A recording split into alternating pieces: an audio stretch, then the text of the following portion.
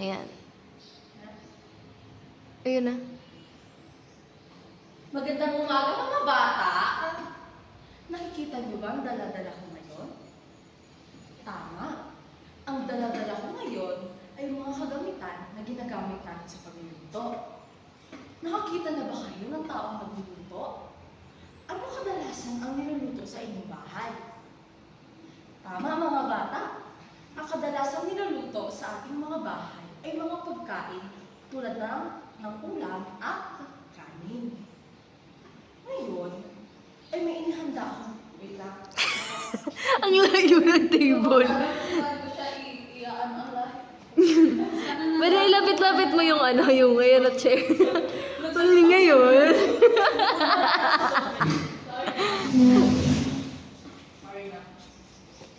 Or kundi, nakaabang ka dyan, step. Ngayon, binigay. Hanap yun. May 48 minutes ba na ining available na pang video? Bakit? Yung sabi kang phone ka sa bago. May naglabas dito na message. Ads. Bakit magkaka-ads yun? Ilang ko sa storage na. The storage. Oh, jeez. Okay. Let's go. Go. Magandang umaga mga bata. Nakikita niyo ba ang dala-dala ko ngayon? Ang dala-dala ko ngayon ay mga kagamitan na ginagamit natin sa pagluluto. Nakakita na ba kayo ng taong nagluluto?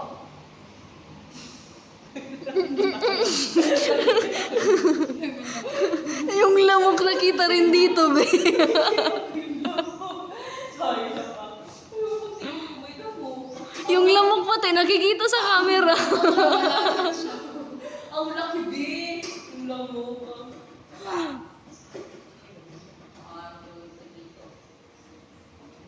Magandang umaga mga bata. Nakikita niyo ba ang dala-dala ko ngayon? Ang dala-dala ko ngayon ay mga kagamitan. Wait lang, sorry, nag-play pa ako. Diba? Sorry. Visit kasing lamok yun. Okay na. Alam mo kasi dito, Yes. we're stuck in the room last time. Sa kinder room kasi di pa siya masyado nakita kasi medyo malilim. Opo. Ika na, let's start. Ready? Go. Magandang umaga mga bata. Wala ka pa sa frame. Nagbugandang umaga ka no. Saan yung frame niya? Yan. Nasa gitna.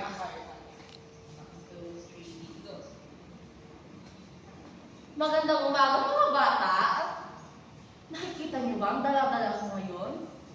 Ang dala-dala ko ngayon ay mga kagamitan na ginagamit natin sa pagluluto.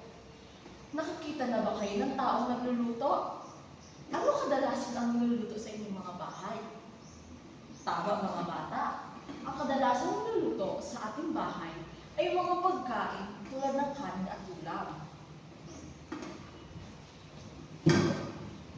Ngayon, ay may inihanda ako sa inyong kwento. Ngunit bago tayo magsimula, ay ano nga, wait lang. Di ba andito ako, di ako nakita?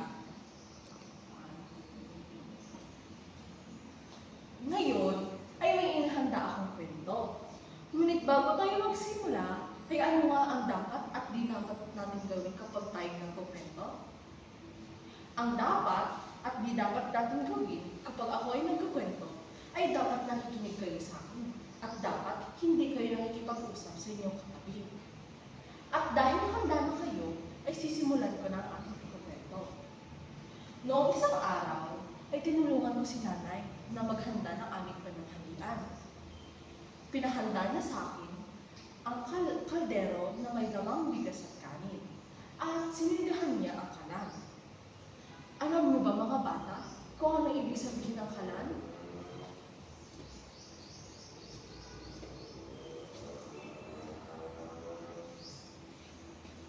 Ang ibig sabihin ng kalan ay dito nang gagaling ang apoy na ginagamit natin at sinisindahan natin lang. Ito tayo ano yung last topic na, di ba? Apo. Ano mo? Alam niyo ba mga bata kung ano ang ibig sabihin ng kalan? Bakit? Bakit?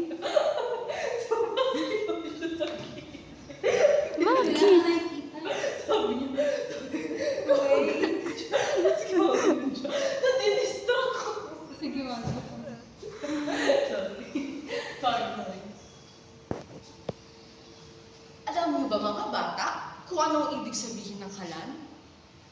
Ang ibig sabihin ng kalan ay dito nagagaling ang apoy na siyang ginagamitan natin ng pansindi tulad ng gas, kahoy at uling. Pagkatapos ko ilagay ang kaldero sa may... Wait lang. Wait. Ulitin ko lang sa may kalan. Pasensya lang. Kulang.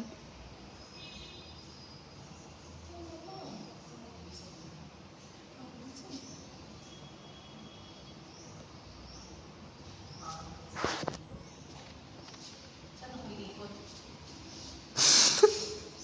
Pati yung pag-ikot. Okay na yan. Sorry.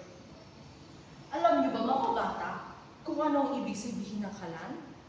Ang ibig sabihin ng kalan ay dito nanggagaling ang apoy na siyang ginagamitan natin ng panindi tulad ng gas, uling at ng kahoy. Kaya ano naman mga bata ang ibig sabihin ng kaldero?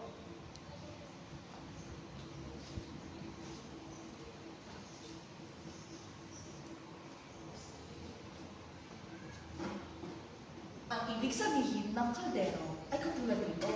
At kadalasan dito natin niluluto ang kanin. Isa siyang metal na bagay na siyang nilalagyan natin ng kanin.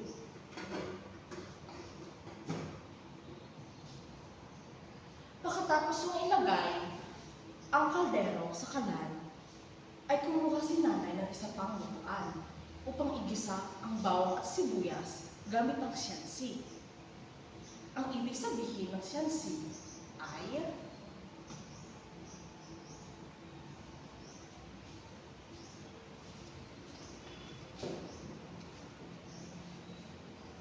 ginagamit natin ang siyansi upang igisa ang mga bagay o mga pagkain tulad ng karne, ng bawang at sibuyas. Ito ang isang halimbawa ng siyansi.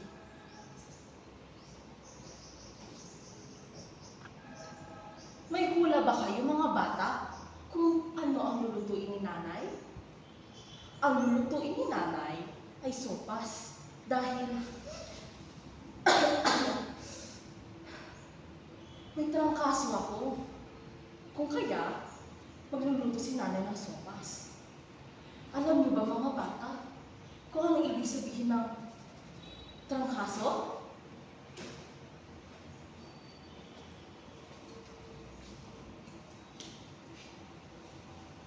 Ang ibig sabihin ng trangkaso ay lagnat. Pagkatapos maluto ng kanin at sopas, ay dali-dali ako kumuha ng plato upang makakain namin. At pagkatapos kong kumain, parang may magic na nangyari. Biglang gumana ang aking pakiramdam.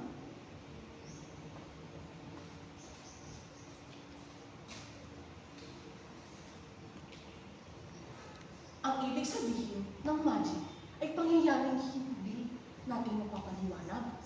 Katulad na nangyari sa akin pagkatapos ko kumain ng sopas. Ngayon, gusto niyo bang makakita ng magic? Magbabago ako ng anyo mga bata. Ipikit ninyo ang inyong mga mata at magbilang kayo ng 3. 1, 2, 3. Di ba mag-ano pa, baga ikot? Ay, sige.